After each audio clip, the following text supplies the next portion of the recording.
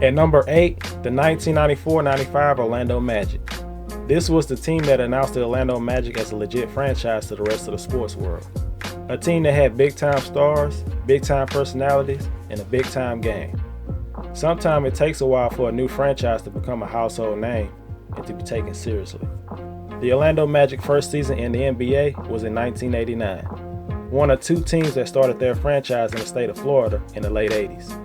It takes a lot of luck to turn an expansion team into a contender in a short period of time. But you also need great scouting and a great front office to fill out the roster with quality role players. When you're an expansion team, you need to make every pick count. This was their first pick in franchise history. With the 11th pick in the 1989 NBA draft, the Orlando Magic selects Nick Anderson from the University of Illinois. A great pick for the Magic. I know a lot of people have a negative opinion about Nick Anderson because of a certain moment in his career, but he was actually an underrated player. Anderson came off the bench during his rookie year as he provided energy and scoring in the franchise's first season in the NBA. He went from shooting 6% from three-point land in 1990 to 35% in 1992. When he got the shots and opportunities, Nick Anderson could light up the scoreboard. Before Orlando drafted their two superstars later on, Anderson looked like the star of the team at times. At 6'6", he would always take advantage of smaller guards in the post area. He became the first player to score 50 points coming off the bench. In the 1990 draft, the Orlando Magic went with a sharpshooter with the 4th overall pick, Dennis Scott, affectionately known as 3D. He was a three-point pioneer. Back then, nobody really used the three-point line as an important tool to winning basketball games. I believe Scott changed that thinking once he got into the league. I believe Scott was the first player to make the three-point shot relevant. He really wasn't great at anything else, and he wasn't a great athlete, but he could stroke it from long distance. And that's what the Magic drafted him for. Orlando had a lot of solid role players on the team, but they still needed that guy, that star, that franchise talent. After winning 31 games in the 1990-91 season, they took a step back the next season and won only 21 games. There were two great big man prospects in the draft that year, but there was one that stood out from the other, a guy that could carry a franchise, a player that you couldn't compare to anybody else in the history of the game. Getting the second pick would have been fine, because Alonzo Mourning had a terrific Hall of Fame career, but getting the number 1 pick was the ultimate prize. The second pick of the 1992 NBA draft goes to the Charlotte. The Orlando Magic will pick first. Can you believe that? I can't believe it. The Magic had a breakthrough. This is what the franchise desperately needed. They won the draft lottery, and everybody knew who they were drafting. In the 1992 NBA draft, the Orlando Magic selects Shaquille O'Neal from Louisiana State University.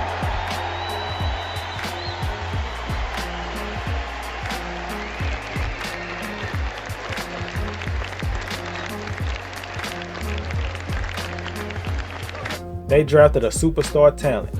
Shaq had the game to match his larger-than-life personality. He was Florida's biggest celebrity, yeah, even bigger than Mickey Mouse. Shaq put the Orlando Magic on the map nationally and around the world.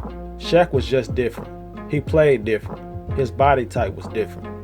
This 7', 325-pound guy had the mobility and agility of a wing player.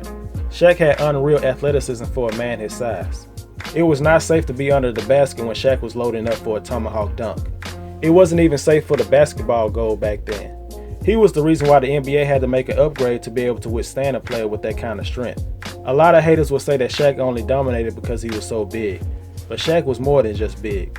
He had great balance, footwork, and quickness for a man his size. He could get off the ground just as high and quick as just about anybody else in the NBA at that time. There wasn't a player like him before he came into the league, and there still hasn't been a player like that since. Shaq and the Magic will go on to increase their win total to 21 wins to 41 wins.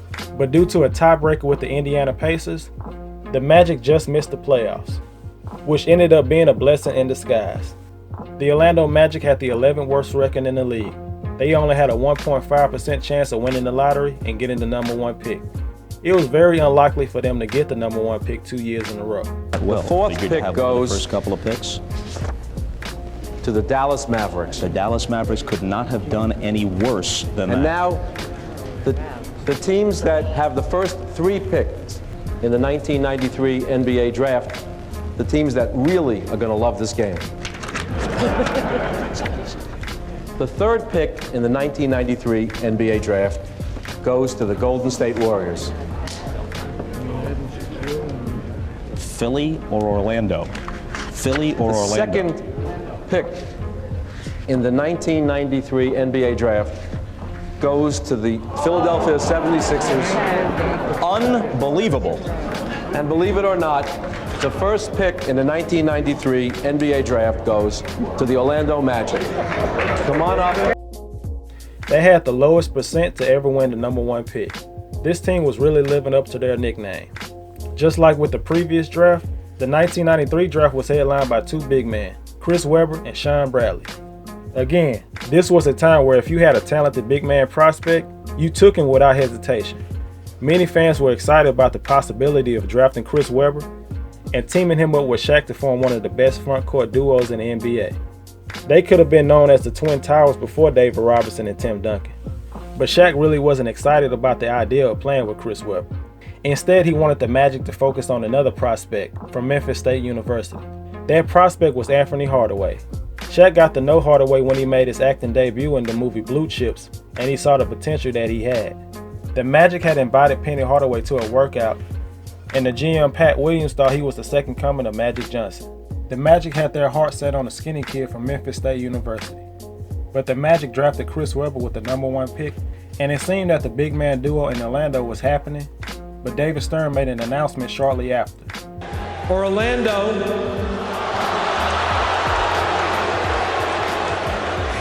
has traded the draft rights to Chris Webber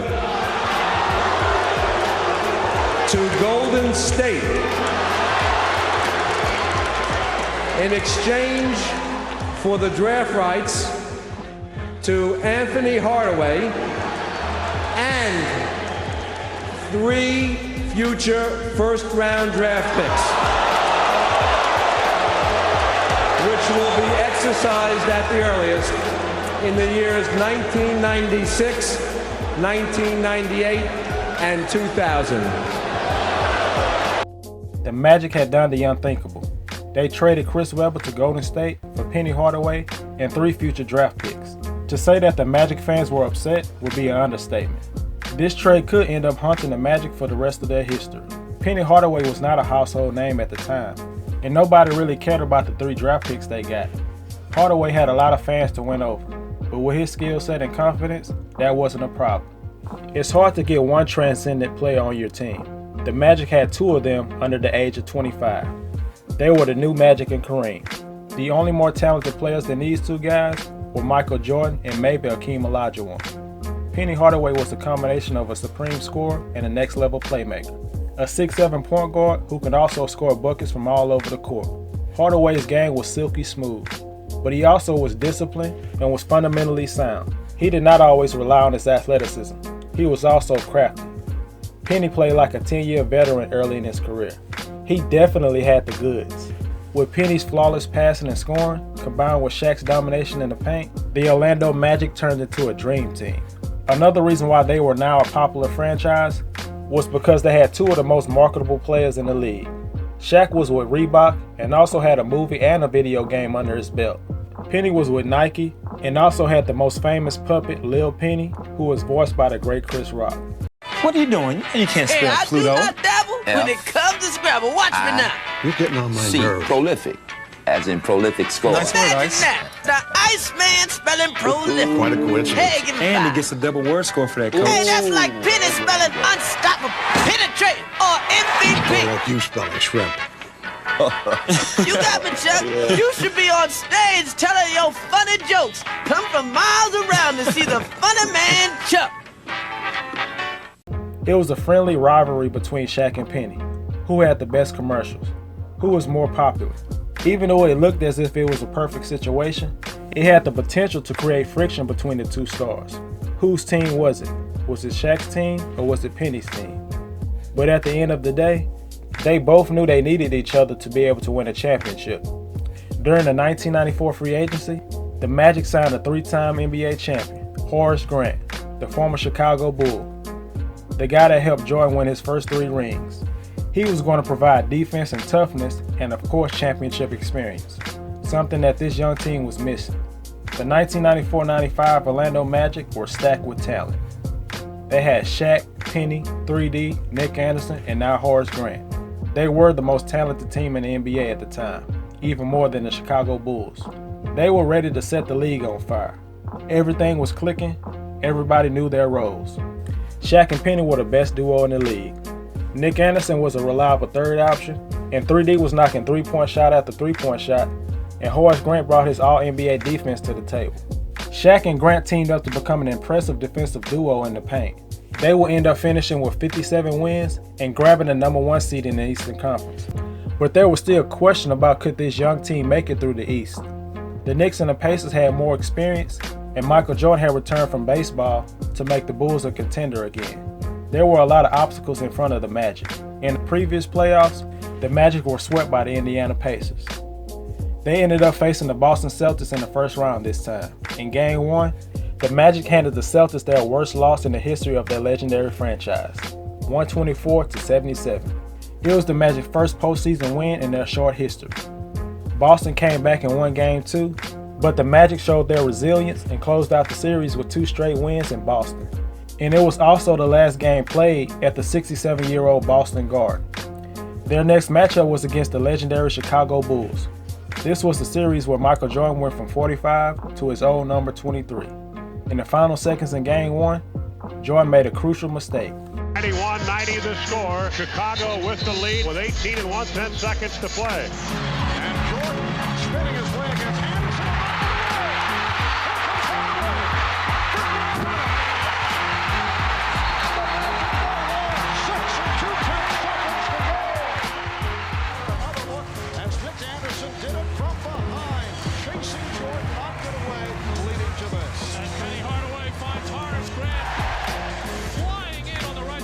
The Magic would win Game 1 and got the series started on the right track. Both teams battled hard throughout the series, and after 5 games, the Magic were up 3-2. In Game 6, with around 3 minutes left in the game, the Bulls had an 8-point lead. Game 7 looked like it was a guarantee, but this young Magic team came back and scored the last 14 points of the game and eliminated Jordan and the Bulls, 108-102. The Magic did the unthinkable once again. They defeated a great team in the second round of the playoffs. That ended up being Jordan's last loss in the playoffs.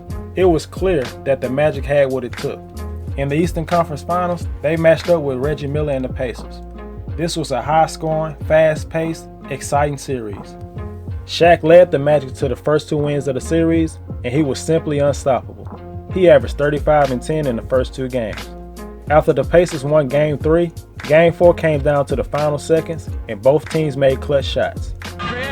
Good defense actually by Haywood Workwood to force Hardaway to his left, and under pressure Hardaway just put a little extra oomph in getting off the floor to make sure he could get a good look and a follow through on this shot. He pounds both feet into the floor to get up and over. Haywood Workwood very close to finds an open man, flips it to the big fella, fake, shoots, and This series will end up being tied at 3 games apiece, and in Game 7, the Orlando Magic flexed their young muscles. Shaq had 25 and 11, Penny Hardaway had 17, and Dennis Scott went 7 for 11 from the field and 5 for 7 from 3-point range and finished with 19 points, and the Magic won 105-81. This team reached the NBA Finals in just the franchise's 6th year of existence, the second quickest in NBA history. This seemed to be the launching point of a potential dynasty in the 90s, but they had to get the first championship first, which is usually the hardest. It was the Magic against the Rockets in the NBA Finals. The Magic were in control in the final seconds of the 4th quarter. They were up by 3 points, and Nick Anderson was shooting 2 shots at the free throw line. All he had to do was make at least 1 to make it a 2-possession game. He couldn't handle it, but the Rockets had hurt themselves on both boards. Nick Anderson making his first appearance at the line, usually a dependable free throw shooter. The Magic with all kinds of difficulties at the line this season, particularly in fourth quarters. Today, though, Orlando 12 of 15 at the line. And Anderson missing on both, but gets to the rebound and again draws the foul. Team anyway, they were going to do it by committee, and another miss by Nick Anderson. Well, the 3 to make 4 rule, that's in effect, I believe, yes. And he misses 4 straight for Rocket. This is the moment that fans remember first when you mention Nick Anderson. Kenny Smith ended up tying the game up with a cold-blooded three-pointer to send the game in overtime. Hakeem Olajuwon ended up having a game-winning tip-in to finish them off in Game 1. This was such a devastating loss for this team, a loss they could not recover from. This series could have been different if the Magic pulled out that game. With the confidence of a Game 1 win, the Magic could have very well beaten the Rockets to win their first championship. But the Rockets would go on and sweep the Magic in 4 games, and that was as good as it got for the Magic in the 1990s. They never made it back to the NBA Finals with this squad. After losing to the Bulls in the 1996 playoffs, Shaquille O'Neal made a huge decision. Well, like I said, change is for the good. I'm a military child, so I'm used to relocating every, 3 to 4 years. And the Lakers, they have great tradition. They have great big man tradition. George Mikan, Kareem, and I'm just, I just want to go there and play hard. This was like the Game 1 loss in the finals. The Magic could not recover, and this potential dynasty never got off the ground.